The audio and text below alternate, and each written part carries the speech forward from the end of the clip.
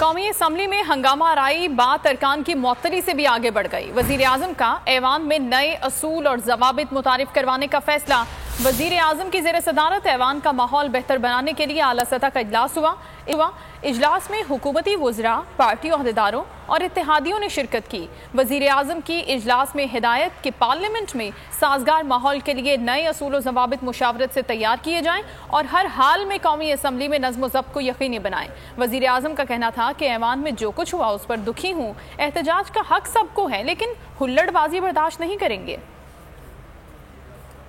कौमी असम्बली में हंगामा आराई बात अरकान की मुअत्तली से भी आगे बढ़ गई। वजीर आजम का ऐवान में नए असूल और जवाबित मुतारिफ करवाने का फैसला। वजीर आजम की जेर सदारत ऐवान का माहौल बेहतर बनाने के लिए आला सतह का इजलास हुआ। इजलास में हुकूमती वज़रा, पार्टी ओहदेदारों और इत्तेहादियों ने शिरकत की। वजीर आजम की इजलास में हिदायत कि पार्लियामेंट में साजगार माहौल के लिए नए असूल और जवाबित मुशावरत से तैयार किए जाएं और हर हाल में कौमी असम्बली में नज़्म ज़ब्त को यकीनी बनाएं। वजीर आजम का कहना था कि ऐवान में जो कुछ हुआ उस पर दुखी हूँ, एहतजाज का हक सबको है, लेकिन हुल्लड़बाजी बर्दाश्त नहीं करेंगे।